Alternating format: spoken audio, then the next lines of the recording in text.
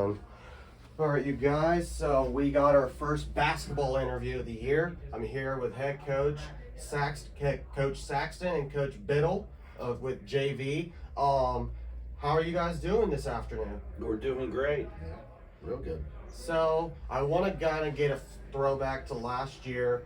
Coach Saxton, I just want to say congratulations to your team on going to districts last year.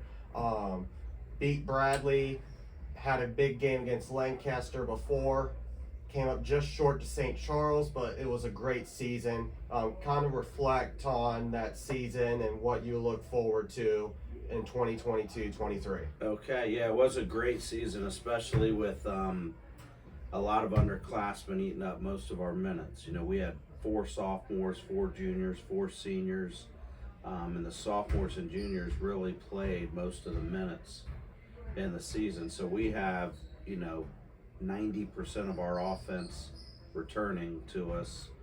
So it'll just be a matter of getting those guys to just take the next step forward and have an even better season. And then kind of talk to me, and Coach Biddle, if you want to feed in on this as well, you can. As a coaching staff, and I know Biddle, you're with JV, but also, how do you guys as a coaching staff want to go forward to 2022 and 23?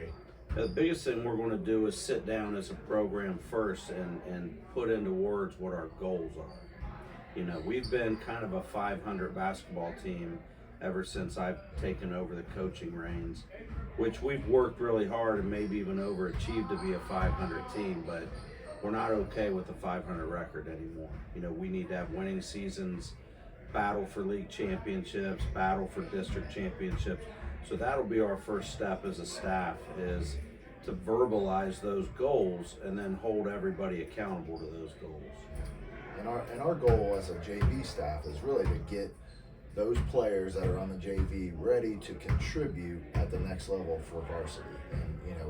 And it's learning the sets that they run, learning how to compete every day in practice against those guys, because that's really what we do as a JV team is really we practice hard against the varsity to try and make them better. So. Absolutely. Coach Saxton, kind of talk to me about your returning seniors. What do they bring to the table? And I know, like you said, you want to get out of that 500 area as a basketball team. So kind of what do they bring, and what do these fans need to know about these guys? So we have 4 great returning seniors on this team. Campton Williams in the post will be a 3-year starter for us. Daniel Fetty will be basically just like a 3-year starter. He played starter minutes as a sophomore, so he's got a lot of varsity experience. Graydon Hutchison brings energy, brings tenacity, competitiveness. I mean, he's a kid that can change a game all by himself. And then Sam Kenny, our other returning senior, is kind of like the glue that holds all that together. He's the reliable energy, does everything a coach asks, great role model, great, leader of his teammates and stuff. And then we're probably going to, hopefully Chris Burns, another senior, decides to come out and play this year, will give us some more depth and toughness on the perimeter. He's a very competitive kid, hasn't played basketball for a couple years, but will fit right in. And then we have kids like Parker Snyder and Aeneas Reynolds that have been in the program. They'll be seniors on this team as well. So this will be their first shot at varsity basketball. So we'll see how they handle that. But we'll have at least 7, good seniors on this team probably. Absolutely. And I've seen these kids throughout the years as well. As I was there last year, I've seen these kids grow as freshmen, going into as well as juniors. And kind of tell me, after that junior year and after that St. Charles game, kind of tell me, what did you tell your team? When did you get started in the off season, like getting your guys prepped for 2022-23? So we talked, right after that game, about you guys have now had a little bit of taste of making a tournament run, getting close to playing into March. That's a goal we typically talk about, is playing basketball still in the month of March. We talked about that we did really well. And we always talk about playing our best basketball at the end of the season, and I think we did that last year. So once we, verbalize we have a taste of that and a hunger for it, now starts the off season, and what are we going to do to come back the next year to expect and demand that from day one, and still play your best at the end of the year, but play that good at the beginning also. And that's rare. That's really well said, Coach. Coach Biddle, I do want to ask you, because as part of the JV, there was a big change made this year. At the end of last year, we saw Coach Allman retire. He is now on the football staff as a passing game coordinator. I have interviewed him a couple times. Now you got a brand new head coach. He comes in from Hamilton. Kind of tell us about him, and go alongside the goals that you said already, and add on about him. For sure. So Coach Merriman, he teaches at Hamilton Township. He was the varsity coach there for a few years. So he brings a wealth of knowledge, from that perspective. We've hit it off really well. We've got our kids in here working hard. He's also a Grove City resident here. He lives over in the Pinnacle, so he's kind of a Grove City guy. So from the JV perspective, we're kind of really, you talked about the coaching change, but we don't know who's going to be coming out for, our JV staff. We're our JV roster. We've got some kids that are playing football that have expressed interest. And then we have some kids that, we don't know if they're coming back from last year that were on the team. So we're really kind of, there's a lot of question marks. The tryouts are going to kind of really, come into play, and we'll figure out who's going to be on our roster. So. And I will not bring up tryouts. Obviously, that's for you guys to decide. I will not be an influence in that. We will let that decide out when that time comes, and then when that season starts, we will see the players that can perform on the court. Exactly. So I want to go in a little bit. I know you guys haven't gotten in necessarily to opponents necessarily, and I'm not going to bring up opponents, but kind of tell me from a standpoint of, you guys want to be above 500. You guys want to experience again what that tournament run looks like. Kind of tell me what goals did you kind of start, but also tell me without spoiling like your complete plan. So I have goals, obviously, that I take what I think are legitimate goals that can be accomplished. Based on our talent, based on our schedule, the type of games and stuff we play.